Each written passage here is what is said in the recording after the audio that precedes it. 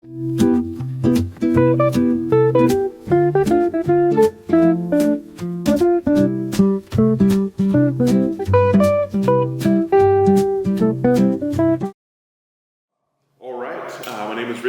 here with Nick and Dana Blizzard. It's August 18th, 2025, and we're at Blizzard Wines in Hillsborough.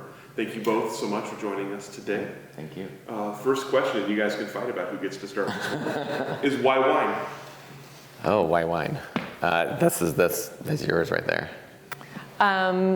We actually met in high school, so we should start with that. And we went to college together. And when we graduated from college, we got married and bought our first house in Portland, and we both had jobs in the city, sitting at desks. And I think that after 5 years, I looked at that and said, okay, it's time to do something new. And thinking about what I wanted to do, I wanted something that I could actually have a product that I could actually say I made. There's great satisfaction of being able to show people what you make. I also really loved food and wine. I had a garden. I had discovered I enjoyed cooking. I actually had joined a amateur winemaking club, and Nick's mom has actually made goat cheese for decades. So I had been making homemade cheese. And I really I actually started a CSA, a garden where I made food for 20 families. I grew food for 20 families. And I really loved that. But I did become frustrated with the fact that it was fresh produce. And I put all of my energy into making it. And so when it got home on my table, I didn't have the effort to finish presenting it as a chef. That, I definitely realized that you either had to grow it or make it into food, or present it as food. And one day I joined an amateur winemaking club, and I was part of their group grape buys. And one day I thought, wait a minute, my parents have a vineyard and they're not doing anything with it. And so it was really a realization just like that. It was like, wait a second, there's a vineyard right there and no one's using it. It was pretty fun. My parents had bought the property in 1981, and the vineyard was already on it. They both had full-time jobs, but somebody came and knocked on their door the first fall and said, can we buy your grapes? And my dad said, I don't know anything about growing grapes. And they said, well, there's not very many vineyards out there, and we need your grapes, so we'll show you how. So when I was growing up, we used to always take care of the grapes, and my parents sold them to other wineries. And the family joke is that when my siblings and I moved away to college, they lost their free farm labor. So for about 10 years, during the time that I was in college and working in the business world, my parents didn't harvest the vineyard. It was still their front yard. They mowed it and pruned it and took care of it, but they just didn't do all the things. They were empty nesters, and they were traveling in the summer. So I called my dad up and I said, hey, if I start taking care of the vineyard again, can I have all the fruit for free? And he said, you want to do my yard work? And so I came out, and I actually quit my job, and I came out and I started taking care of the vineyard, and I just loved it. So I sat down with Nick and I said, I want to be a winemaker, but I have to go back to school. I know that I need the science behind it. I double majored in Spanish and business, and I didn't have that behind it. And so he said, that's great. I'll support us while you go back to school, and you just have to make me a job because I want to work out in wine country too. So, yeah, I was born actually on the Tualatin River, so I grew up right on Pleasant Valley Road, which is the next road down from the road that the historic Ponzis estate was started on. And my family knew the Ponzis from way back when, being neighbors and close by. When I was really young, a couple times I went over there and helped feed they had golden retrievers and helped feed their dogs or something like that to help them out. But we would go over to the winery every once in a while. So that was my first initial connection to the land. My mom worked in stopping actually the West Side bypass through here, Miki Blizzard. She was instrumental in that. And she worked actually with Dick and Nancy Ponzi to kind of help stop basically this huge freeway that was supposed to bulldoze all these vineyards that were supposed to go through this area. So that was kind of my first initial hit was being around Ponzi back in the 80s, which was kind of fun. I met Dana at Hillsborough High School. So we both went to Hillsborough High School. I was a junior and she was a senior. And she had studied abroad in Chile the previous year, so I didn't see her, and so we never really crossed paths until I became a junior. By the time I met her, they weren't selling their fruit anymore, but originally, most of the fruit was sold just across the street to Oak Knoll. Do you know what Volsteck it was that would come over? I forget. One of the Volstecks would come over and ask and showed her dad how to prune and stuff like that, and Dana spoke to that side of the story. But that's kind of like the rough history, but Dana spoke to us living in the city. I grew up in the country. I always tell the joke is I was raised by goats because I was homeschooled, and we lived in the dead end road, and I had really nothing to do except for hang out with my goats all the time, and a little bit of schoolwork here and there, but my dad famously calls it divine neglect is how I was raised. But it was a great childhood. But ever since I got into marketing and design, I worked in the agency world, and I didn't really want to stay in that realm. Dana said it perfect. We wanted to create a product, something that we could kind of put our stamp on, that we could see and taste and smell and not just get thrown away in the digital realm. So when she started getting into wine, I was like, yes, let's get out there. Let's be a part of the community. Let's be a part of the land, the seasons, all the aspects that wine brings you to. And let's drink good wine while we're doing it. So that's the best part, really.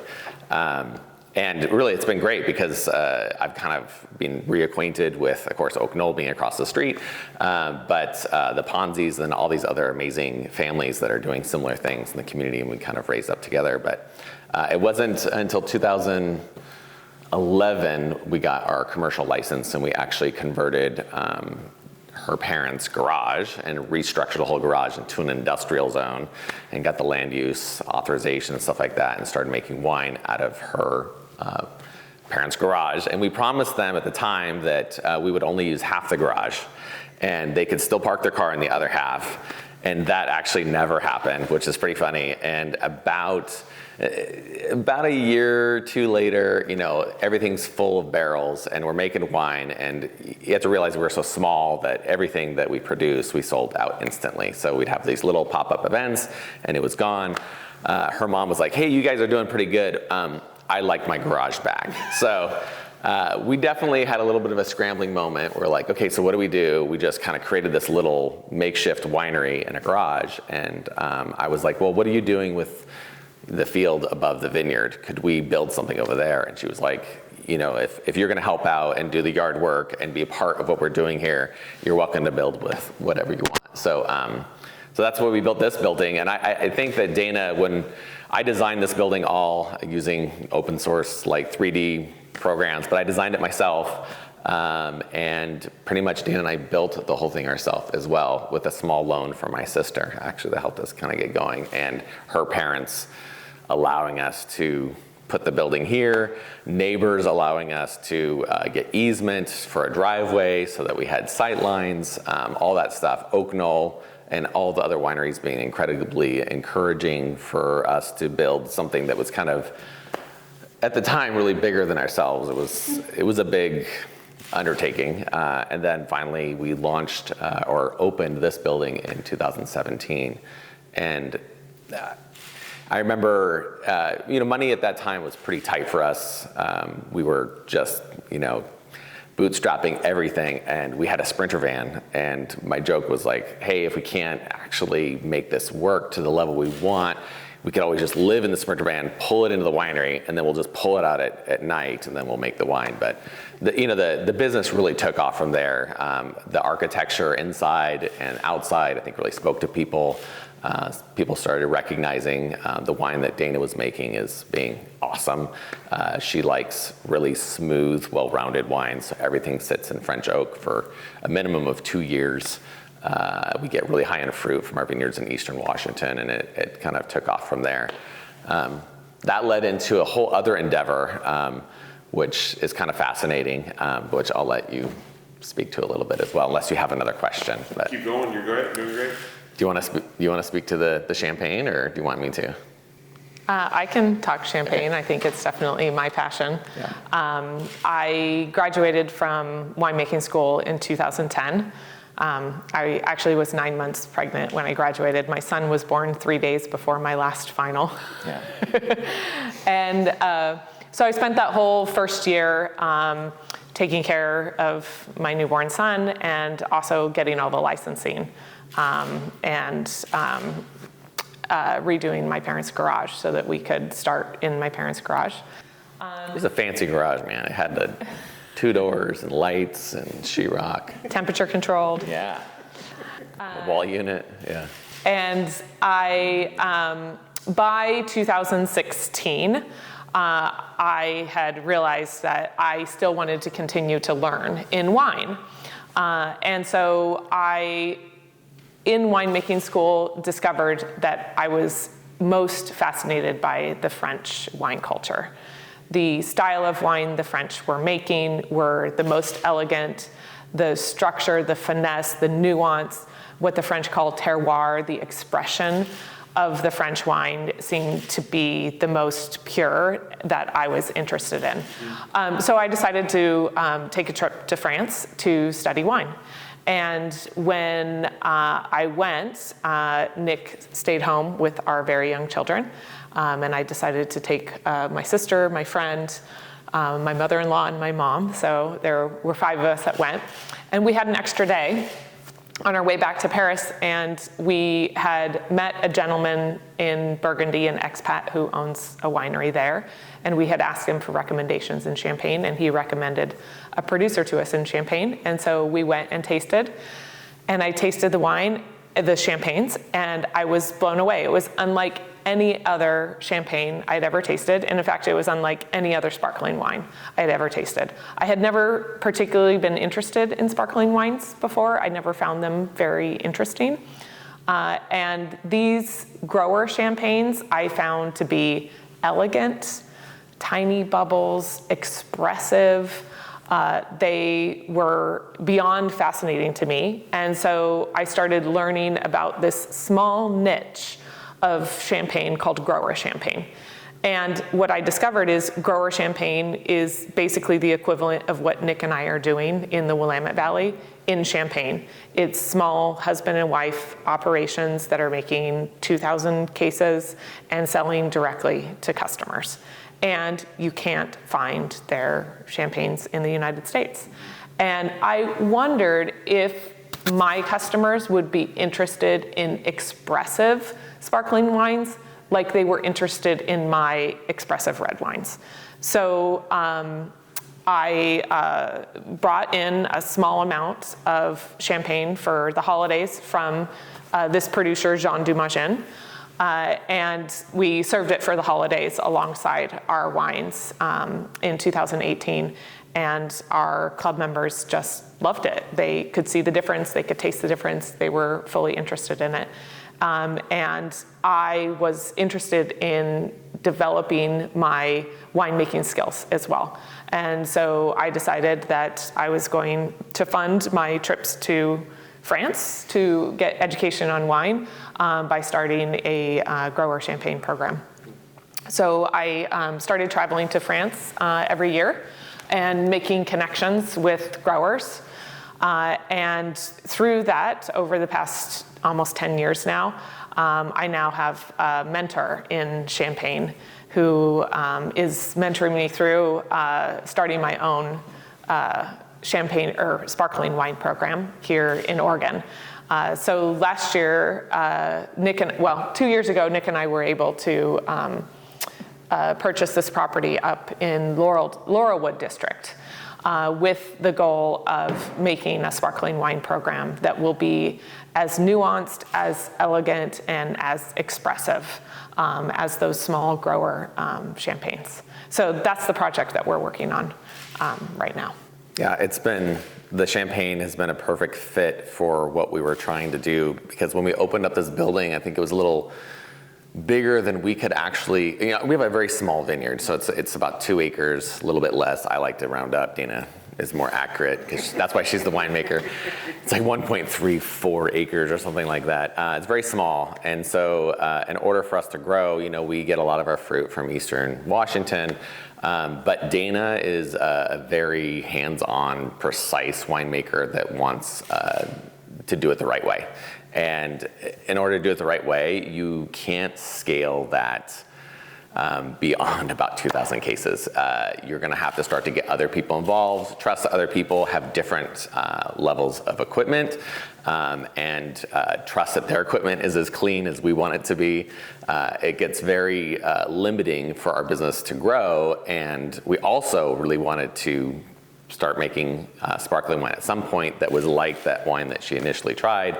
So having that ability to kind of help grow the business and keep up with the demand has been awesome, and learn from these small producers that are just like us, so we can just really relate to them.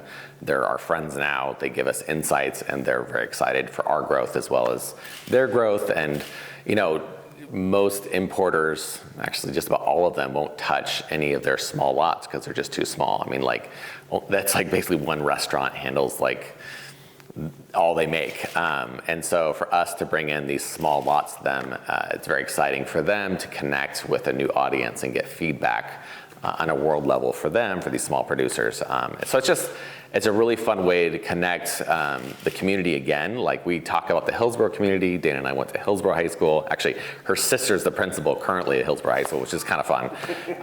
Our son goes to Hill High. And we love being part of the Oregon wine community, but we also love being part of the wine community as a whole. And Champagne has allowed us to kind of connect that French connection that we love as well, and it's indicative of the wines that we make, and we really use Champagne to kind of make that relevant and consistent year in and year out. So it's been tons of fun. And I also realized that one of the reasons I was never particularly into sparkling wines, Oregon sparkling wines, is because Oregon grew up with a bunch of vineyards that were planted for red wine. We use the Dijon, the Burgundian clones of Pinot Noir. And even though Champagne is made out of Pinot Noir and Chardonnay and Meunier, they're different clones, especially the Pinot Noir are different clones. And so I wanted to start my own sparkling wine program, but in order to get that elegance and finesse that I wanted, I couldn't find the clones that I was looking for. Yeah, the fruit was wrong. It was grown wrong. It was the wrong clone, yeah. Grown on when you grow Pinot Noir for red wine, you want it on a south-facing slope, in the heat, in the full sun, and limit the tonnage. And when you want to grow it for an elegant, expressive sparkling wine, you want to maintain the acidity. So you crop at a little bit higher levels. You also want to make sure that the acidity stays. And so you need a cooler site, maybe higher elevation. Maybe it's not south-facing. Maybe it faces north or east. And so we looked for a very long time, and we're very excited. And we get to plant next month, so that's pretty exciting. So we secured actually 80 acres up there, and we're planting 15 this fall to kind of get the program started. People always ask us, how long is it going to take? And we're 5 years away from starting to create that reserve wine. Then we're going to start blending in with current vintages, and we'd like to also have it be cave aged in traditional method as well, but we don't have any caves yet. So I bought an excavator, so hopefully the next time maybe you meet with me, I'll be digging up there some holes, and there'll be some caves or something. But that's kind of what we're working on. We're trying to just kind of guide our passion towards doing it what we feel is the right way. Isn't the right way to say it, doing it the way that we love the wine, really expressive wine, nuanced wine that's not just a vintage or a millésine, that's actually multiple years combined to add kind of different levels of depth and interest in the product, and using the right clones, which we only have a small vineyard so far. It's only 2 acres, and we're going to be dealing with 15 acres. And that learning curve and learning these new clones and these new root stocks that we're going to be experimenting with a little bit, that they've been tried and true in Champagne that we're bringing here, is really exciting to us, and it just kind of keeps us going and passionate towards wine and the experience and the community around it. So. That's really exciting. Happy to hear about that. Yeah, I have more questions about that. We're going to come back to that in a minute. I want to back up a minute to Dana. I want to talk about your wine education or winemaking education a little bit. Tell me about going into it, I guess, maybe what you expected and what the experience was actually like starting to learn about winemaking. I actually went to Chemeketa Community College's, the Northwest Center for Wine Studies, 2-year program in winemaking. Because I already had a bachelor's degree, and I was really anxious to get out there and get started. What I wanted is I wanted the science behind it, and so and I wanted the kind of the product stability behind it too. So I wanted to know what could go wrong and how do I make sure that that doesn't happen. And so, I was just very fascinated in the science behind winemaking. And I was always very interested, I think as most people are, in the natural aspect of winemaking, natural ferments, organic farming, which is what we do for our vineyard. I always say, the vineyard is my parents' front yard. My children are out there. Like, I'm the one out there working and doing some of the handwork out there. And so I always was very interested in that. But I always knew that the reason conventional farming was created is because there's all sorts of risks that happen. And when you're trying to do a business for profit, you have to make sure that you balance between the consistency of being able to produce a product with all the efforts that you put in it and not having, any problems with it. So I was just very fascinated in the science behind winemaking. And of course, one of the benefits of going to any college is the networking with your classmates and your professors as well.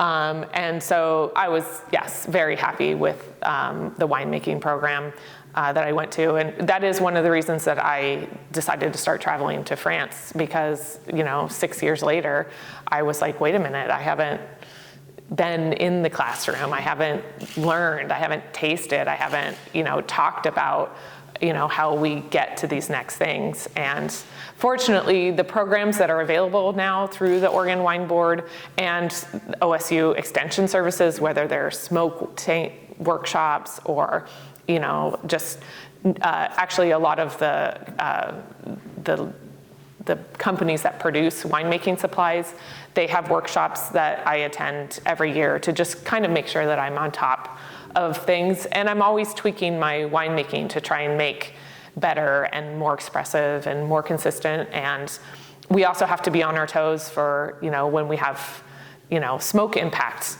When we're now seeing drier, hotter summers. And so these heat waves that we're seeing that are over 100 degrees for several days in a row, we're trying to figure out, how we make our vines, which are non-irrigated and, we want dry farmed, how we protect them and support them. And, whether that's through sprays that we can help make them more resilient to heat waves, or, amending the soil to just make them stronger and healthier.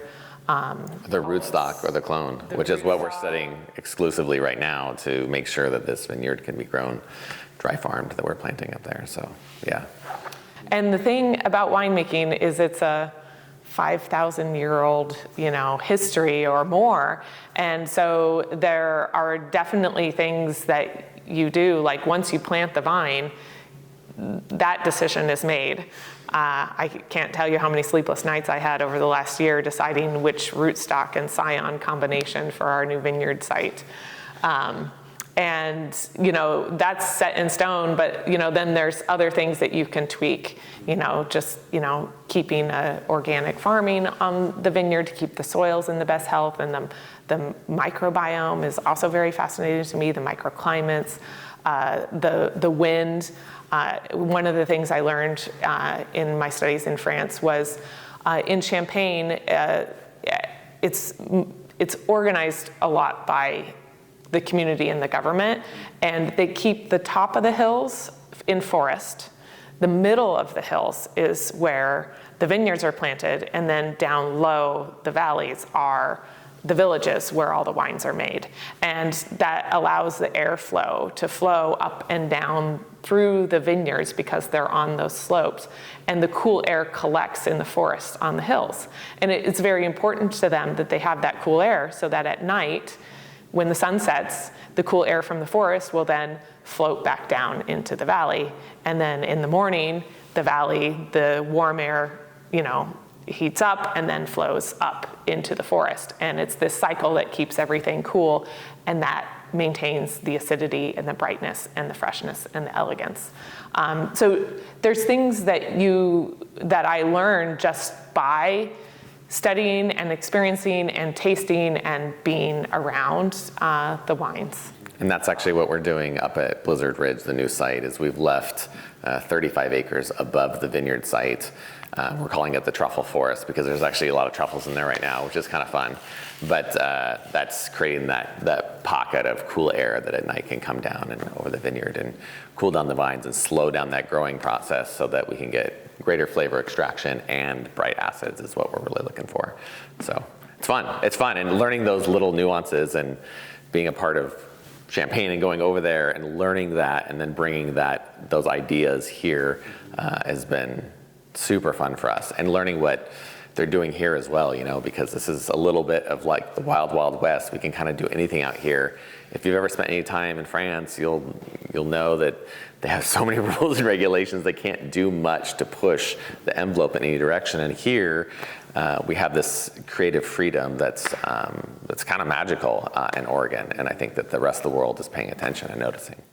So you mentioned that you had some experiences in amateur winemaking. Tell me about taking the leap into commercial winemaking. Tell us about the first vintage.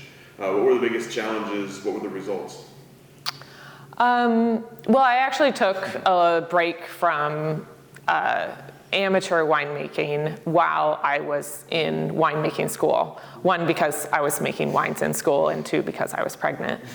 And winemaking is a very physical job. And so, I think a lot of things changed. I think the biggest thing that changed for me is that because I wanted to make as natural of wines as possible, I realized that my biggest friend was sanitation and cleanliness. And so I just became a sanitation and cleanliness, fanatic. And that's what people ask me all the time. What do you do? And I was like, I clean stuff. Like, that's pretty much like what I do. Like, I own a winery, but really my job is to make sure things are spotless so that her wine doesn't get ruined. And I realized that the more effort I put into cleanliness and sanitation, then the less I have to do with the wines, and the wines can be completely natural and expressive because of that. And that was something that, as a amateur winemaker, you kind of think about, but you also don't have the equipment to do either. And so then it became just a search for the equipment that would make washing, rinsing, and sanitizing more efficient and effective over, every single vintage. It's like, how do I make sanitation better? One of the big perks for me is that I got to buy a truck. Because most of our vineyards at the time, actually and still, are in eastern Washington. So I would go over there and bring the picking bins the night prior. Dana's very particular about the the temperature that the fruit comes in from the east side. She wants it to be nice and cold and hand-picked, and so I bring the picking bins there and drop them off for the pickers to hand-pick them, and I just sleep in the truck because I don't know if you've ever been to the parts of eastern Washington, the White Oak Slope, but there's nothing out there.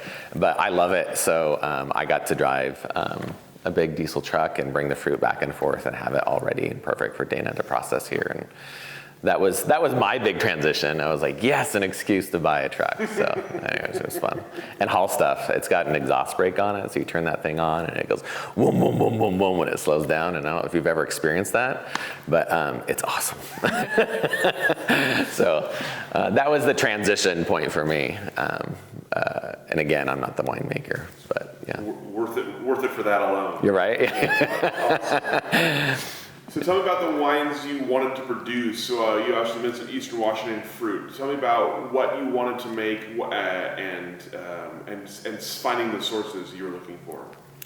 So when we started Blizzard Wines, we knew we wanted to make Pinot Noir. I love Pinot Noir, and I wanted, elegant, expressive Pinot Noirs. There is a reason they say that Pinot Noir is the king of all wines, because it's difficult to grow, and it can be very temperamental. That being said, my parents' vineyard was very small, and I knew that I could not support a whole winery based off of a single acre. And so I knew I was going to have to find sources for other grapes. In my amateur winemaking, I had spent the last 5 years visiting vineyards, buying fruit, tasting fruit, going to tastings of other winemakers that had single vineyard fruits. And so I was pretty familiar with where the vineyards were where the owners really cared about making fruit that winemakers wanted, and other vineyards where vineyard owners were more concerned about tons per acre, and limiting the cost of inputs in order to produce. And fortunately, I actually had been purchasing fruit through a group, Grape Buy, in Eastern Washington. And so I had been traveling to Eastern Washington to buy the fruit over there.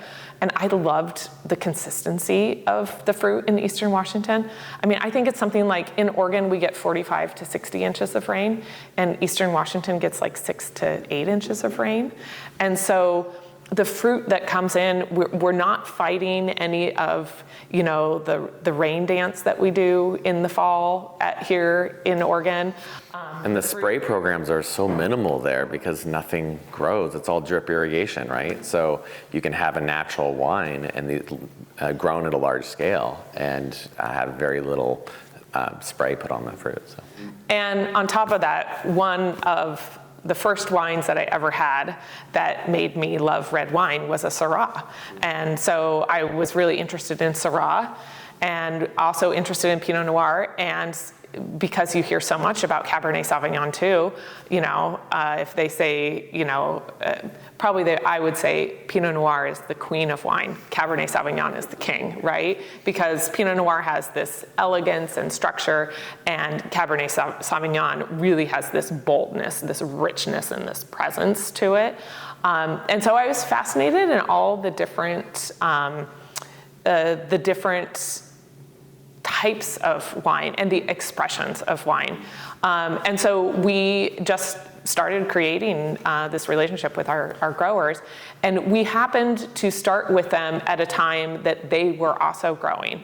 And so I think when we first started working with them, they had 2 or 3 vineyards, and now they manage 6 or 8 vineyards. And they have enhanced their vineyard management programs. I always have complete control over how many tons per acre, when they leaf pull, what the crop load is, all of those. By hand or it's done by machine. We do everything by hand. There's no scarring on the fruit from the machines going through. The whole clusters are picked. I one time asked my friend who's the manager there, I said, why do you deal with tiny people like me? Like, you could sell your whole vineyard to one winery and you wouldn't have to have me calling you all the time requesting all of these things. And he actually told me the story that years ago they sold all of their fruit to one winery. And then 3 weeks before harvest, the winery called them and said, we're going out of business and we're not taking any of your fruit. So from that moment on, they decided that they were going to work with multiple wineries all the time. And yeah, that's a great story. And they remind us how valuable we are to that equation. I think they also love the high-end aspect that we bring to that fruit, because there are other wineries that might choose to have it machine picked, not hand done, and they love that we're fully expressing the potential of the fruit that they're growing, and that we care about the actual final product, much more so than maybe some other wineries. To answer your question on my side of things a little bit is we love the diversity of wine. Yes, I love Pinot Noir, but actually I think my favorite varietal is Chardonnay. I love Chardonnay, and it can be made so different ways. It's very versatile wine. You can make a Chardonnay in so many different styles.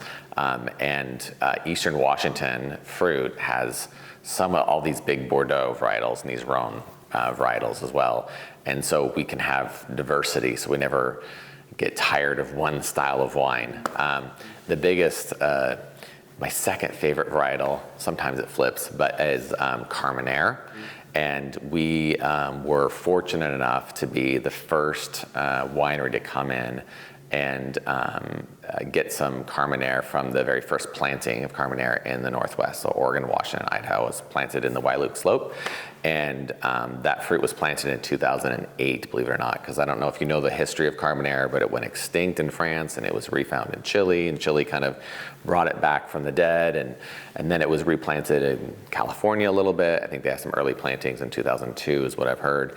And then 2008 it was planted up in Washington, and we were able to be one of 5 wineries to get that fruit. And it wasn't ready until 2012. And in 2012, it just kind of happened to be, and people always ask, that's kind of odd coincidence, but we had a daughter born in 2012, and her name was Carmen. So we decided to make Carménère for a special gift for her 21st birthday. And so being the first release of that vineyard to celebrate that. So Carménère is kind of a big mainstay in our lineup now. I don't know if you've ever had it, but it is just an amazing varietal. It has more of these vegetal type components to it. It's very earthy, but it can have, that green bell pepper that sometimes people don't like in some varietals. It has it in there, but in more of like a cooked stew with like Italian herb style. Like you can almost taste cooked carrots. And in wine, people always go, is that good? Is that a good thing? And yes, when you try the wine, you'll be like, wow, that is so delicious. It's very smooth. It's very complex. And again, it's another fun story that we can bring to people from this amazing fruit that's grown on the east side, and bring it here and showcase it with amazing Pinot Noir. And yeah, what I think is the king or queen is Chardonnay. So yeah. Let's talk about the building a little bit. You mentioned designing and building this space. Tell me about the process and what you wanted the space to be and reflect. So we have a slightly different approach with that. I think a little different story. But I remember, we had 2014, I think, is when her mom was like, hey, I'd kind of like my garage back. So we were kind of like, okay, so what are we going to do? We're starting to look around. And she's really busy with the kids. We had a 2-year-old daughter and a 4-year-old son. So we're all just a little busy. And she was like, what I really need is I need a place to make the wine. And I would just like a little table in the corner to sell just a little bit of wine. I just need space, and I want it to be clean and organized. And I was like, okay, I can do that. She actually did as part of her studies at Chemeketa, she did a class that actually had you design and lay out a building. And that was kind of the basis of this structure. But this structure really evolved out of her one comment that I still remember was, she said it had to look like Oregon. It couldn't, She didn't want it to be Italian. She didn't want it to be French. She didn't want it to be some other like Napa style. She's like, the building just had to, when you see it, it just feels like it had to always be there. It existed. And so I got on Google. The first thing I did is I did a little image search, and I was like, Oregon building? I had no idea what to actually put in there, and what pops up is barns. Like, just boom, these big, beautiful barns. And I was like, okay, so how about like this barn look? And she's like, that's exactly what I'm thinking. It's got to look like a barn. And my background's in design, not in architecture. It was in digital design, logo development, did some logos for some local companies and stuff. But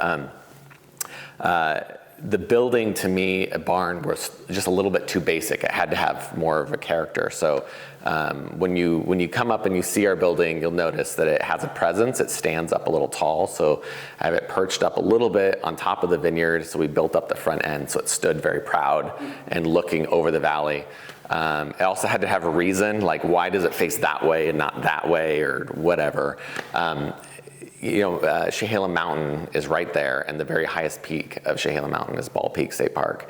So I decided to situate the building so it looks exactly off of Bald Peak, which happened to be that our Blizzard Ridge is right underneath Bald Peak State Park. So it pretty much looks exactly at our new vineyard site, which is kind of cool, but that just worked out in the future. But I wanted to put some eyes in the building, so I built this cupola. And it's a very, cupolas are designed for barns to let out warm rising air and to kind of help the animals stay cool. This is a little bigger. It's more of like a schoolhouse cupola, but it gave the building kind of some eyes and some more character.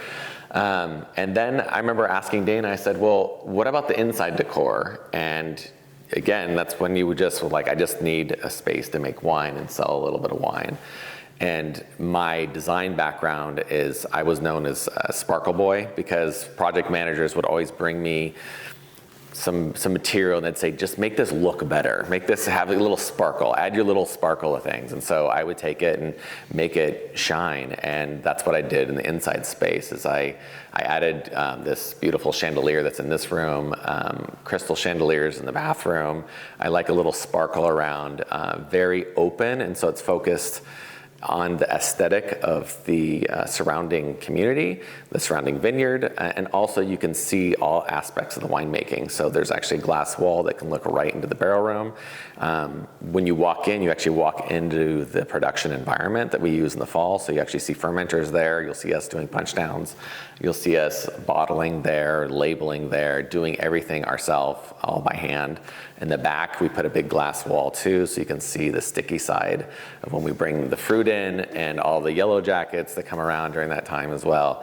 But when you walk in, it's very easy for people to understand what we do here, because you can see all of it. It's very just out there, and we're very proud that we do it all hands on, and we like to showcase that. So that's kind of the whole idea of the building, the design. And the struggles with the building there were quite a few struggles with this building as well. I decided to build a pole building, which is how most barns are built. There's some advantages and disadvantages.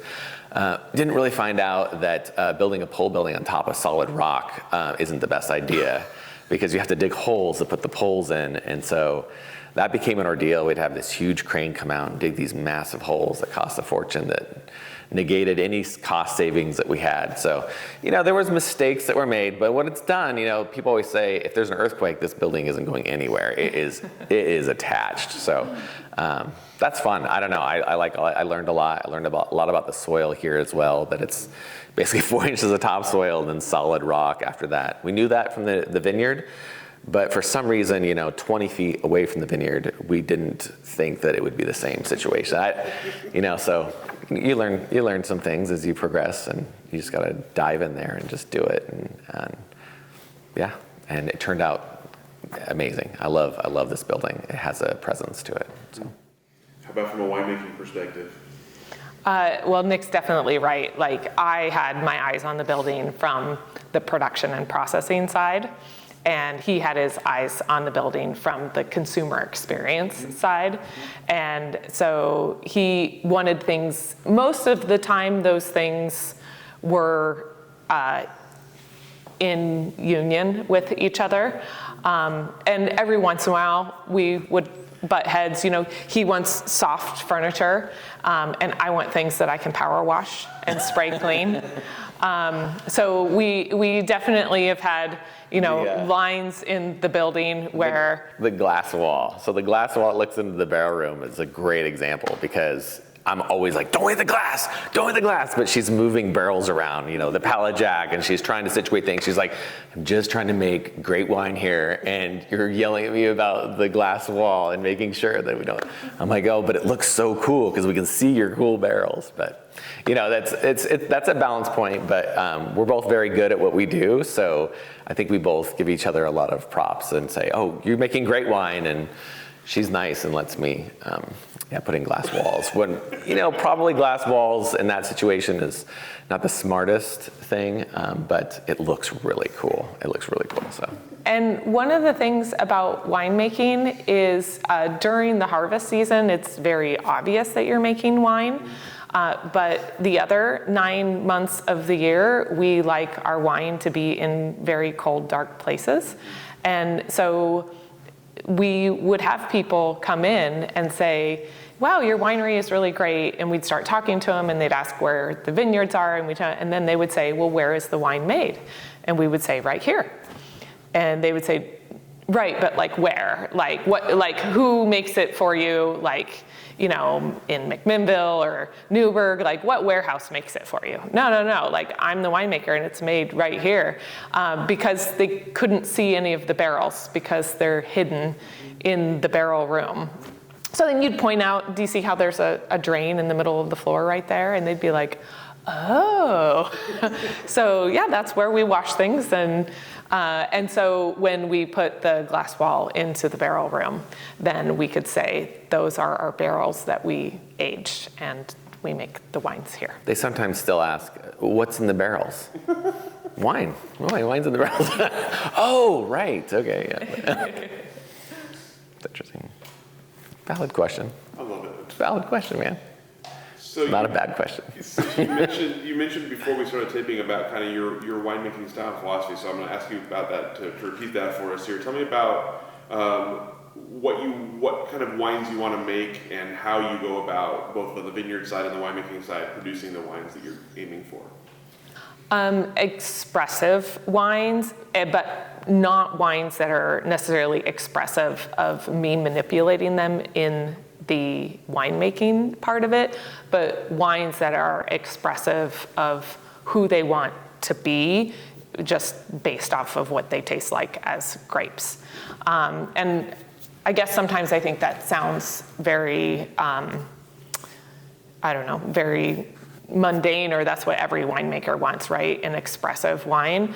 But I, on purpose, wanted to make very small lots that are that we give directly to our customers, because when you make wines that are expressive of who the grapes are, you tell the story behind why the Carménère tastes like this year, and why it tastes a little different the next year. And that might not be the best example, because our Eastern Washington fruit is very consistent. But for example, we do have a classic Carménère and a reserve Carménère. And the difference is when we make the wine, we separate it by press fraction, we separate it by individual barrels too, and some of it gets brand new French oak, and other gets put in a once fill, and other gets put in a twice fill, and other is all neutral. And I definitely, when you want to express the grapes, for me, the wines have to be aged longer, because when they're younger, they're very fruity and they're very tannic. And so for me, it's very important to age all of my red wines for almost 2 years in barrel, because that's what allows them to settle into their adulthood, I say, right? When we are first done fermenting, we put them in there, they're They're like teenagers. And they change a lot in the first 6 months. Now that I have 2 teenagers, it's kind of like opening the door in the morning, and you just never know what you get. Sometimes you get a really sweet teenager, and other times you get a really tired one. Other times you get a really angry one. And wines are like that when they're young. And when they become adults, they just become who they're going to be. And so aging them for a very long time in the barrels, but when you age them for 2 years in barrels, each one of those barrels gains its own characteristic and its own personality. And so you get to taste each one of those different barrels. And I always think it's funny because even though we make like a straight 100% Carménère, the blending that goes into making that Carménère is my passion, because some of it's the free run, some of them it's the hard pressed, and then you have which ones are the new barrels, which ones are the neutral barrels, and then you have all the different combinations.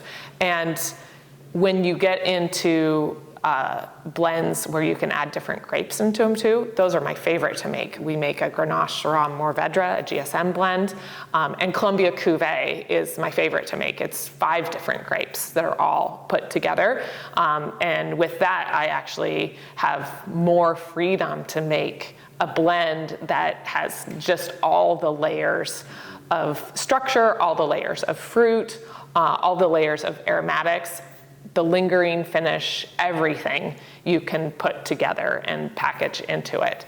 And so for me, the art of blending is what is being a winemaker. And I think that sometimes people don't realize when you're having even a single vineyard, single varietal, grape, which I make a lot of, there's still a lot of blending that goes into it to get the expression that we want. And what I know, I've had the opportunity, several times for people to ask me to make more wine and make other stuff. And the answer is that, it is exhausting to taste through that many wines and do the blends and put them together. And I want to make sure that I can give my full focus. And I think it's like that with a lot of artists, which is you have to stay small to stay focused. And there's a difference why an original painting has that texture and feel to it versus, the reprint of it. And so it's very important to me to stay small so that I can make the wines that I want to be making. And I'm not forced to make wines for economies of scale or to fill a slot in a grocery store, or for my distributor to say, I need you to make this SKU, or I need you to have it at this price, or I need it to say this on the label. And I always got into this business because I love the expression of grapes, and I love the people too. I meet people who are, one of our customers last week brought us a jar of pickles because we delivered some wine to her and she was in the middle of making pickles. And Nick was like, I love homemade pickles. And so she brought us a jar. And no, I helped her make them. I actually walked in and was helping her because it was really hot and she was only one person. So I just walked in, I dropped off her wine, and I said, you need a hand? And she said, come on in. So we made pickles together. It was great. And I hadn't seen her for a year, and she just swung by and dropped off some pickles, which is really nice. But sorry, I didn't. Yeah. And so the flavors, and Nick and I both being native Oregonians, local here to Oregon, we really love the bounty of Oregon, whether it's, hazelnuts or, the local cheeses that are made, the berries, all of the produce, the flowers. Connecting with that season is so awesome. I mean, we have our charcuterie board, right? Our meat and cheese board, but we have got Unger Farm berries, which are like right over there. I went to high school with her. We've got Denfeld nuts, and it has Laurel Foods. It runs all these orchards around here. We've got my mom's Chev goat cheese that she milks for goats. It's fun to just be so connected, and then with our wine too, and being able to, have our terroir. I don't know if it's quite the right use of it, but have our community support all those and be part of this seasonality is just awesome. And wine there's these, I know it's not just once a year. It's like, I always think of wine as like 4 times a year, but it's just, it's this constant churn of realness that's just so fun to be a part of. So I think overall it is important to have expressive wines, but in order to do that, I have to pay attention to them at all times. And even for me, it's important the way the wine is presented to the customers. You know, Carménère is a great example of that because it has the pyrazines in it that come off as that green flavor. And so when you pour it for somebody, telling them that that is exactly what it's for, and if you serve it with fajitas or, you know, chili or soups in the winter, or barbecue, you know, steak with chimichurri in the summer, that is when it's best expressed. And you can do that in general by varietal, but there's so much of the style of a wine that happens in the cellar.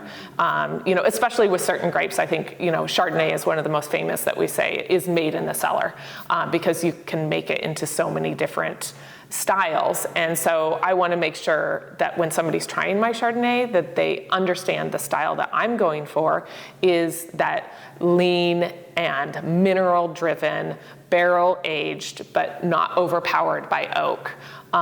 Wine that goes really good with grilled chicken and oysters and fish. And that's what I want people to know. And not all Chardonnays are like that. So overall, making sure that the artistry that goes into the winemaking, that I have time to do all of that. And Nick helps a lot too, just the presentation in the bottle. I would say that's not necessarily my strength, is, you know, making the label. And Nick's background happens to be in multimedia design. And so he was able to make all of our labels for us, and all, you know, the fact sheets and information that we give to our customers too, that help me tell the story about why we made the wine. So you mentioned obviously the kind of the new projects. I want to talk about it in 2 stages. I want to talk about the grower champagne part first, and then we'll talk about the new site. So the grower champagne, you mentioned kind of being an aha for you as a sparkling wine that appealed to you.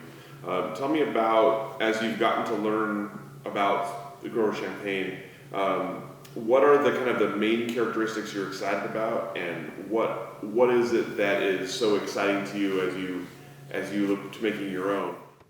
What do you want to make sure your wine reflects? The 2 things that I'm most excited about my Oregon Sparkling Wine project are aging time in the bottle, in the sleeping position, we call it in French, which is where the secondary fermentation happens in the bottle.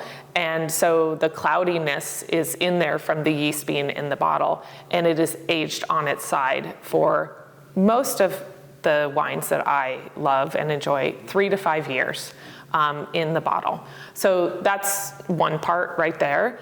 The second part to that is the blending that happens to go into the bottle. And part of where I learned the art of blending my even single varietals is from champagne, because I think there's this mystique that vintage champagne is better than non-vintage champagne, but the champagnes that I enjoy the most are non-vintage, meaning they're not all from the single harvest. They usually take 2 or 3, usually 3 or 4, or sometimes vintages, or sometimes they have kind of a Solera style tank, where they have a tank that their father or grandfather started, and every year they do a blending trial, and they say, okay, this year we're going to take, you know, 20 gallons out of that tank, and so we're going to put 20 gallons back in. And they just have this constant thread of consistency through the vintages with that. And that's one of the ways that vintage variation can be metered, especially in Oregon, where we have cool summers and warm summers, is by making non-vintage sparkling wines. somehow in Oregon, most of the sparkling wines that I see out there, they're single vintage. And I'm excited to actually produce something that is a blend of vintages to see if you can get more of those layers, more of the nuances by blending the vintages together. So once you get them blended together and you get them aged on the lees for 3 to 5 years, aging in the bottle is, the bubbles in the wine is what is most fascinating to me. I do not like a violent feeling. Texture and mouthfeel of a wine is very important to me as a winemaker. It's one of the reasons I barrel aged my reds for so long, is because I don't like the feeling of tannins that strip your mouth. I don't like the feeling of wines that are not integrated together. And I don't like the feeling of bubbles that just explode in your mouth when they're young. And so I am really excited about trying to gain some of the texture and mouthfeels of wines that have inspired me through the aging process as well. And I know some of the blending has to do too with the champagne clones of Pinot Noir. Getting a elegant Pinot Noir that is white without having to use winemaking products that strip color. Because we're growing a red wine Pinot Noir, we want a champagne clone of Pinot Noir it's still a black grape, but it tends to have less color pigment in it than the Burgundian clones. That leads right into the next question, which is tell us about the site. Tell us about what you were looking for, finding it, and then what you've done so far to kind of prepare it for planting. So I will talk about what we were looking for in a vineyard site. And then he has done all the work up there. He needs to talk about preparing it, because I was very picky in the vineyard site. Nick and I have been looking for years, because after building our winery, and some of our vineyards have changed hands over the time, and every time that happens, you have this feeling in the back of your mind, like, oh my gosh, am I gonna lose that whole wine? So we were always looking for a vineyard. And we have electric bikes that we ride around. We live in Laurel, and we like to go ride around. And Nick in particular knows all the trails and goes everywhere and talks to all the neighbors. And we're always looking, and one day we saw a sign for some property up in our area, and so we went to go look at it. And when we went to go look at it, it was over 1,000 feet in elevation, and it was way too steep, and it looked like logistically it just wasn't perfect for what we wanted. And we took our bikes up there, and on the way down, we saw this other property, and it had a coming soon sign on it. And so our real estate agent was with us, and we said, hey, what about this one? And it was a complete forest. It was not a field or anything. And so we found out that it was owned by a timber company, and they were going to log it and sell it. And so we started doing our research into it, and it was at the exact elevation I wanted, 800 feet. It faced east, so it was going to limit the sun exposure and the tannin that the Pinot Noir was going to get. And the soils were laurelwood soils, which are perfect for growing wine. And it happens to be an electric bike ride away from our house. They're like electric motorcycles, so like they zip around everywhere, and we have a lot of fun with them. Yeah. So I'm much more romantic about that story, because I remember visiting the site before and actually chasing some deer down this area, the property. And I remember thinking and stopping. I was like, man, if we could just get our hands on something like this, it would just be ideal. And then it just literally landed in our lap a year later, which just happened to be in the right place at the right time, because I was out and about doing something. And it's just, if you just get out there and you just, I don't know, just show yourself and just make things happen, I think things just kind of land in your lap. So Yeah, and we knew we couldn't afford a vineyard that was already established, or even one that was prepared as a field. They were out of our price range. And so this one came to us as a sea of stumps. And so I will let Nick take over from turning it into... This part isn't very glamorous. I just rented a big excavator and pulled stumps for the next 8 months and put them into piles and talked with local farmers to show me how to either bury them for compost in areas that we could get away with that, or burn them. Yeah, it took me about 8 months to get through, and that's what I did last winter. And then this spring, we got a dozer up there and kind of fine-tuned everything else and ripped the soils to the depth that we needed to plant. And now we just need to put a little bit of lime down to adjust the pH just slightly, and then we'll be ready to plant this fall, which is really scary for me because I've never really done that. There's a couple friends and people in the community that are holding my hand saying that it's going to be okay, and I'll be able to get it done. But yeah, no, it's been a fun project. It's definitely pushing my comfort level outside of this, which has now become not easy for us, but we know what happens here and we don't know what's going to happen up there. So just kind of hoping for the best. Local, actually, we've really become good friends with Six Peaks, Jay Albin, and he has an historic vineyard that was planted, I think, in 72, maybe even earlier. That's right above this site, and he's been pretty instrumental in giving feedback and helping us with the soil and showing us his vines and giving us tours, and just being very supportive in the community, which has been pretty awesome for us to feel so welcome in that area. And we're really excited too to have a site in Chehalem Mountain, AVA, and the Laurel Ridge District too, which is yeah, very excited for us. So you mentioned, obviously, Danny mentioned some sleepless nights thinking about all the combinations and possibilities. So tell me about, as you're nearing planting, what have you decided on, and what is sort of the I guess the timeline for getting things online and for starting to get your sparkling program going? It's really disappointing, actually, because it's a very long timeline. I have so many customers that say, so what's the timeline? When are we going to be able to taste your sparkling wine? I joke, it's my retirement project.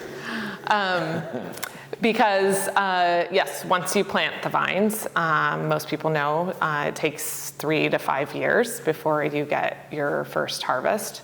And then, let's say you're on the good end of that, 3 years. Then I want to make a non-vintage. I want to blend the vintages together, at least 3 vintages.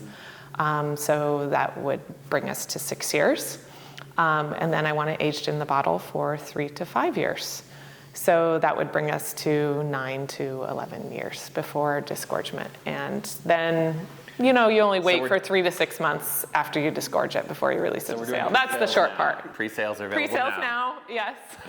I'm just kidding, no pre-sales. Yeah. So that is the dream. Along the way, we do have a block of red wine Pinot Noir. So that, wow, making a red wine Pinot Noir that's barrel aged for 2 years just sounds so quick. That'll be ready in 5 years. And we also have a small block of Pinot Gris because I love high elevation Pinot Gris. That is that leaner. We actually currently, our Pinot Gris vineyard is, the vineyard where we get our Pinot Gris from is at 800 feet elevation. And it has this like lime and grapefruit, like zestiness and mineraliness to it that is fabulous. This winter, I got into making fondue, and where your liquid in your fondue is a high acid white wine. For me, that's our Pinot Gris, and then you simmer the Pinot Gris with garlic, and then you just toss in all the Alpine cheeses. It's delicious. So there will be other wines that we make along the way in order to fund the long-term project of inexpressive sparkling wine. I mean, the next big steps, we get the vines in the ground, and we have to put up trellising. And of course, there's a lot of deer up there. I'm not a fan of fencing at all. I like being part of the community. I like the community actually being able to use the land and kind of come and go, but we have to keep the deer out somehow. So I'm kind of sad, so we'll need to be doing that. But once that's done, we did leave a big 5-acre area that has a beautiful view of Mount Hood, because the whole vineyard is situated to look right at Mount Hood. And I'm hoping to do something special, some sort of experience there, and a cave potentially. So then I'll be able to start that as we're waiting for these vines to grow up and become adults. So that's the rough plan. I have no idea how we're actually going to do it, but we're just heading in that direction, and I think somehow it's just going to happen. So, ta-da! This came about somehow. I still sometimes drive up here when we're showing up, and I'm like, can't believe we did this. Like, this is nuts. Like, we have a club pickup, and there's like 300 people here, and they're just loving it. And I'm like, how did this happen? Like, it's just, to me, it's still a little blurry, but I guess we did it. It's been a lot of work. And I mean, our team members are amazing. Our families are super supportive. I mean, this is on our family's property. It's not even, we don't even own this land. But yeah, they've all helped to kind of build something magical and a part of the community, which has been my favorite part. So. How about selling wine? Usually anybody's favorite part of the process, but I'm curious about, in your case, how have you found people who've been excited about your wines, and how have you sort of grown membership? I'll take this one at first. Her background is actually in sales, so her knowledge, I think, in this field is a lot more than mine. What I'll say though is my background is in experience design, and I'm a very passionate person, and selling a little bit of something, we don't make that much wine, we make less than 2,000 cases, and we bring in about the same probably champagne. But if you show people passion and you show them and you connect them with the seasonality of wine and the community and an amazing product, I think that it kind of sells itself. Dana's wine is amazing. It's a very easy sell. As soon as it touches their mouth, they're like, oh yeah, I need to get a bottle of this, right? So that part's easy. Getting them into this space is easy because we live in Oregon, and I mean, just look outside, it's beautiful. People are just naturally drawn to the beauty of this space. So we're just very fortunate of our location for that respect. And then when they come in, they see our passion and our drive and our level of kind of excellence that maybe they don't see at other places. They see a level of commercialization that doesn't really exist here, and they feel a little bit more connected. And so our club memberships are great. We have a great following of people that really seem to understand our passion, and we want to be a part of what we're doing. So the wine just sells itself, I guess. And we don't distribute. We're at a couple restaurants. We just got in at Khan Restaurant, which was really exciting for us just because it's a good fit. They're doing something that's more than just a commercial restaurant. They're trying to create something special, and special food, special people, a special part of the community, and been recognized nationally for that, and for our wines to be a part of that and part of their story too, which is really fun. And a few other little local restaurants that we want to be part of, friends and family.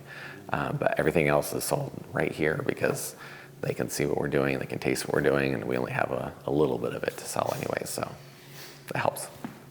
Yeah. And I mean, there's so many wineries, and there's so many great wines in Oregon too, right? So for me, I think a lot of it is just about finding people that match with what you have. And when I first started the winery in 2011, was our first vintage. We didn't have anything bottled and ready to sell until 2013. And we didn't have a tasting room. And so Nick was still working full-time elsewhere at that point. And so I made connections. I had my wines in at New Seasons.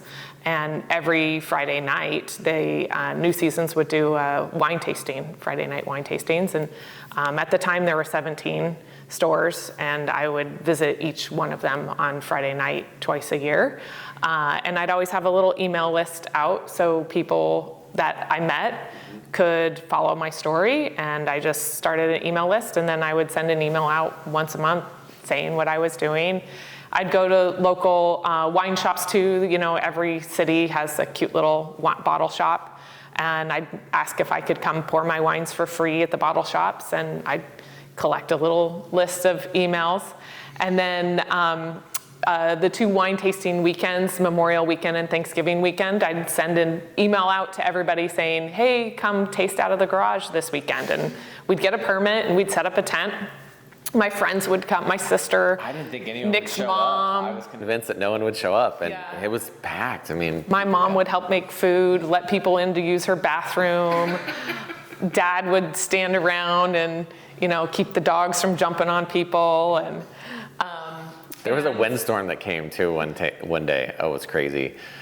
Just good for the archives and stories to remember. But this windstorm came around, and I remember asking everybody if they could grab a corner of the tent, because the tent was about to lift up and the wine was just going to go everywhere. And so we all were holding on to the corner of the tent, and everyone was like one-handing it, like having a sip of wine, holding the tent. And I was like, this is awesome. This is great. Yeah. It might have been right when your mom kicked us out of the garage, though. It was that Thanksgiving wine tasting weekend where it was 40 degrees and raining and windy, and my mom had said, you know, maybe you need to find something more permanent. Yeah. And there were people, and they still showed up, so they just loved what we were doing. Yeah. It's fun. And I still enjoy doing those. Last weekend we were in downtown Forest Grove. Oh yeah, we hadn't done that since year 1, right? We've only done it twice ever, so we did year 1. But we just got so busy with kids and the building, and we just hadn't had team members to help out or whatever. And me and my niece Zoe poured, and reconnecting with those same people. They're like, I remember filling my email address out in New Seasons, like, 20 years ago or whatever. They remember, and it's creating those little connections, and they come full circle, and it's fun to be part of. It is interesting. You get people who come in, and of course, a lot of people are just like, I heard about you from, I searched wine tasting near me, but all the time we get people who say, my parents are our biggest fans too. My parents are out at a baseball game, or they winter in Arizona, and they were vacationing in Yellowstone National Park, and they sat on the bus next to this couple, and they started talking, and they were both from Oregon, both from the Portland area. My parents said, my daughter has a winery, you should come visit. They show up. And so, yeah, we just... Make connections. Yeah. Make connections, showcase your passion. Sales seem to happen is our primary way of doing it.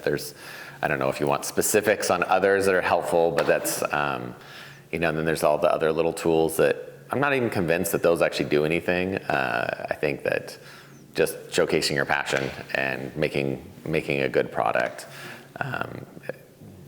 will lead to success. So, and if you get into the wine industry to make money, I just don't see how you would ever succeed, because people will sniff that out so fast and be like, oh, I've had that wine before, I'm not interested in that. But if you get into it and you really love what you do and you try to create a great experience around great wine, you're successful. Just this last week, I shipped an order to a woman in Boston, or in Massachusetts. I've never actually met her before. But she messaged us like 8 years ago, and she said, I'm meeting my boyfriend's parents for the first time, and their last name is Blizzard, and it's Christmas, and I want to get them a gift, and I have no idea what to get them. And I ran across you on the internet, and could you recommend 2 bottles that I could gift to them? And so we did, and she gifted to them, and a few years later, we got another email from her that said, hey, I'm getting married, and I'm going to be a Blizzard now. And I actually made a wine for my brother's wedding called Wedding Blend. And so she knew of the Blizzard family winery that made Wedding Blend, and she was becoming a Blizzard. And so they bought some of that. And then last week, she emailed me, and she she just ordered online. And so I messaged her, oh, I haven't heard from you in a while. And she said, well, it's my baby shower. And she ordered a whole bunch of rosé for her baby shower. You're making us feel old. It was just so fun for me to see. The next will be the graduation. I know. We used to get, people used to walk in all the time and be like, wait, you own this? You seem so young. Yeah, people don't say that anymore. They walk in and they're like, oh yeah. He seems about right. Yeah. Our two nieces worked for us this summer. They're now college age, and one of them worked as our dishwasher, and the other's over as a server. And they were in here the other day, and Aunt Dana, I saw a picture of you when you were young. Yeah, thanks, Zoe. Yeah, that's pretty funny. So owning a winery perhaps ages you a little bit, is what you're saying. Yeah, I don't. Yeah, right. Like Time Obama, ages like us. Life before and ages after. you. Yeah. Yeah. So the other part of the space, obviously, you mentioned how busy the space is for events and things like that. So tell me about how you've used the space for events, what you have used to bring people here, and as you look ahead, what could be on the horizon for other types of things you're looking for.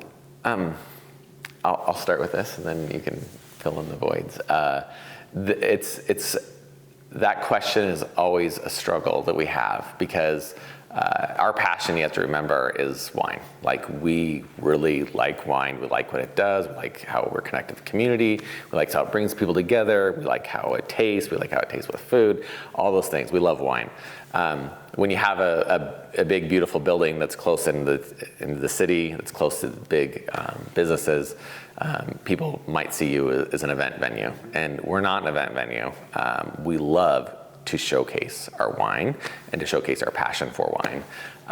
And so we try our best to stay as focused as we can on that aspect and deliver an experience where we educate around what we're doing, about our vineyards, about our fun stories around the wine, around food and wine, all those different aspects.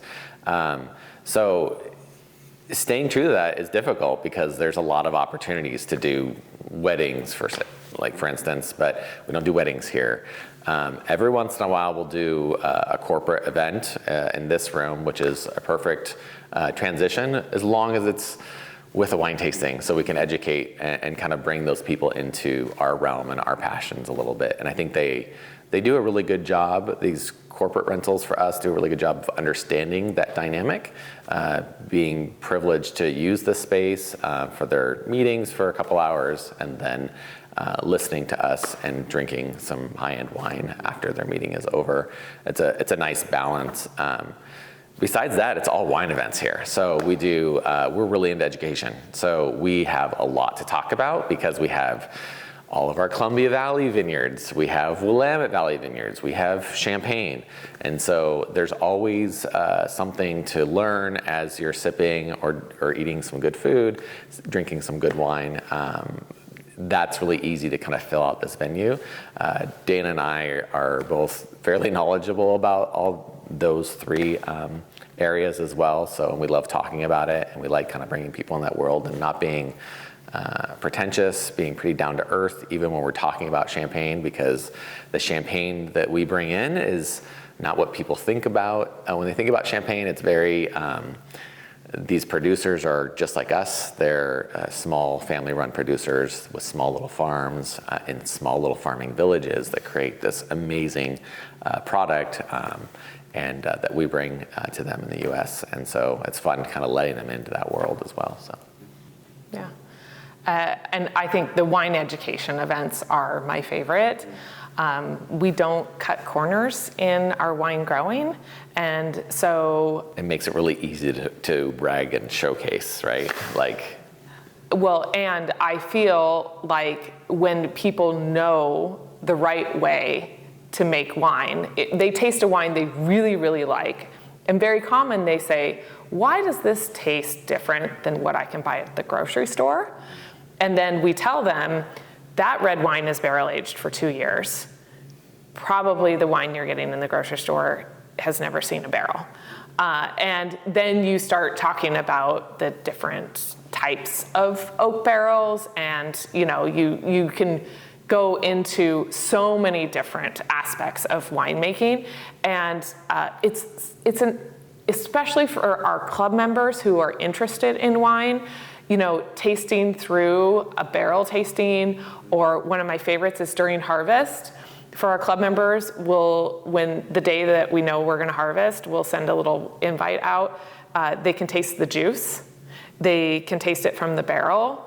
Then they can taste the finished one in the bottle, and they get to taste it over. And sometimes the actual berry, and sometimes the from grapes, the cluster, which is really fun. because they can learn. They can learn why they like certain wines, and then that helps us because we don't cut the corners in making the wines. So the wine education ones are fun. Another thing I'd love to do are vintage verticals. We have a nice library of our old wines where we'll do a series for our club members where we do a 2016, 17, 18, 19, 20 all in a row. And those are events that I really like to reserve for people that already have become loyal to us, because it is so hard for us to save old wines. I mean, logistics and storage is, of value. And so doing these events just with our club members is something for them that is a benefit for them, and they already are familiar with our products and our wine. So I'm not starting from square one, which is like, this is a vineyard and grapes are made or wine is made from grapes. So this space here, yeah, that does happen. This space here is a perfect size as well to capture people's attention, and not big enough where you can't fit too many people in here as well. So we find that sweet spot is usually about 12 people that you can actually capture their attention. If you're really good, and sometimes I can do it, Dana can do it, it has to be taught. I think you can capture 20 people's attention, but it's really hard once they start drinking a little bit, the conversations start. Big TVs in front, I hate to say it, they do help a little bit. Go, look, and they go, oh, pretty picture. It's fun, but we use this as a big tool to illustrate some of these concepts and ideas. And since I have a background in graphic design, I can make those images fairly quickly and then showcase them. So that's fun, yeah. This space is very, very helpful. And again, it's kind of one of those areas too that kind of just came about because, we were sitting on top of our barrel room. So our barrel room's about this wide, and I wanted a building that had a presence that looked over the valley, and I didn't want it to be one story, I wanted it to be taller. And like, what do we do with this space? And I was like, I'll put a big chandelier in here and people will come up here, I think. And then it came about that it's like this educational tool that's really helpful to bring people together and to educate people on. So let's talk about the Oregon wine industry a little bit. Obviously, you've talked a little bit about neighbors and about colleagues already, and kind of the close-knit community. Tell me about the growth you've seen in Oregon wine, what the industry looks like today to you as you kind of look around in 2025. It's a good question. I'd say that the Oregon wine industry. The Oregon wine industry is, to me, it's the community. I've talked to a lot about it. As far as, I think you referenced a dollar figure, what's the revenue? These aren't my passions. So like my passion is the experience for the people that come here and enjoy here. So I don't pay much attention except for noticing these beautiful buildings that people are building up around us, and their experiences, because I love the experience side and what they're doing. But I try not to look outside too much, because I feel like when I look out too much, I get distracted and I feel like I'm not keeping up with the Joneses or that kind of mindset. I want to stay true to like what I'm trying to do here and make sure that I'm delivering this great experience and that we're really focused in on our wine. And you have to realize that we're so small that we're not industry trends and the growths and the declines of the industry don't impact us, I think, nearly as much as it does other wineries that might have a different market share than we do. There are other wineries that have popped up around us that, I'm sure garner some of our customer base, and it gets diluted a little bit more. But if we stay true to what we're doing, I don't find that it's something I think very much about, to be honest. I do like the community aspect a lot. I love how the nurturing of other wineries, there's 3 wineries that just opened up right on the other side of the Chehalem Mountain, and we've gone visited them and offered support and given any advice and answered questions about hiring managers or hiring assistant winemakers or not, or what equipment. I've talked to established big wineries. We bought some equipment from Dobbs recently, and they were super kind about helping us set up the equipment and giving any advice that they have. And so being a part of that community, it's a really family in the Willamette Valley, and I love being a part of that. But as far as monitoring the Oregon wine scene, it's not something that I pay attention to as much. But Dana, of course, runs the business side, I think, a little bit more than I do. I don't know, maybe she's got some more insights to that. Well, Oregon wine is a very vibrant, and I think the most exciting thing about Oregon wine is the opportunities that are still left in Oregon, one thing that we hear from our customers is that it used to be, that you could go to Napa and meet the winemaker or meet the owner, and you can't anymore. But in Oregon, there are still wineries where you can go and meet the winemaker or meet the owner. We have started to see multinational corporations come in and buy some of our wineries, and I know there is some scare that we're just going to become the next Napa. But things happen.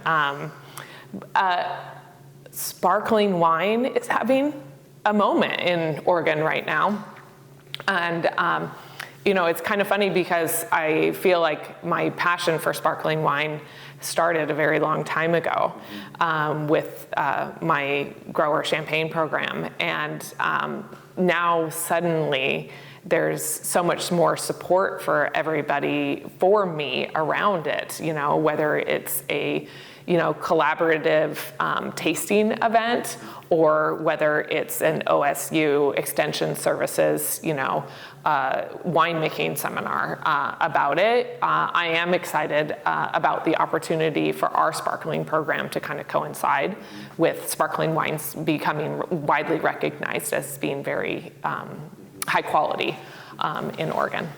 I will add one thing that I forgot to mention too. When we first started going to Champaign, I didn't go the very first year, but I went the second year and subsequent years.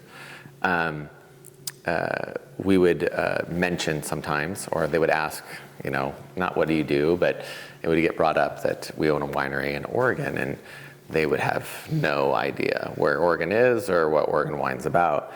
And I will say that the last time that we visited, I had a number, I think it was 2, maybe 3 people go, "Oh, Oregon, you guys make the best Pinot Noir."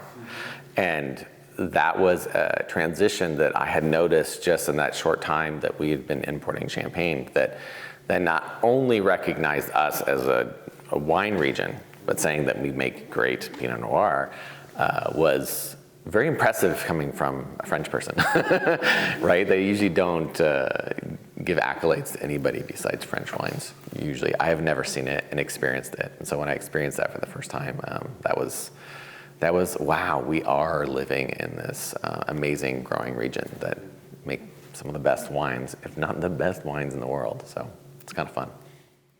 What's next for the two of you as you look ahead, personally, professionally? Anything on the horizon outside of the project we already spoke about, of course, that has you excited? I think all of our focus now is on, having our own vineyard and just, kind of the next step with that. And many of our most loyal customers have been a little bit nervous that it might mean that we're getting rid of some of our other programs or that we'll stop importing French wines. And I don't think that's true at all, because I think one of the challenges that Nick and I have is that we love so many different varieties, types of wine. That is the problem. That our next step after finishing planting the vineyard is where we need more space to store all of these wines that we love to age for a really long time. And make them. So, having our own sparkling program, we're planning on doing everything ourselves. And, where do we store that equipment? Where do we do the riddling? Yeah, we have some questions out there that need to be answered. And everyone thinks that we have all the answers, but no, I wouldn't say we're winging it, but we're definitely pushing forward as best we can and figuring out and learning as we go and talking with people. And that's where we're heading. Just busy, trying to keep up. All the questions that I have for the two of you. Anything I didn't ask that I should have? Anything we didn't talk about today that you wanted to talk about? I don't know.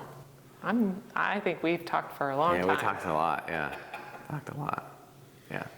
Well, thank you so much, both of you, for taking the time to share your story with us. Congratulations on the new project, and best of luck with getting it off the ground. Thank you for sharing this beautiful space with us today. Happy almost harvest.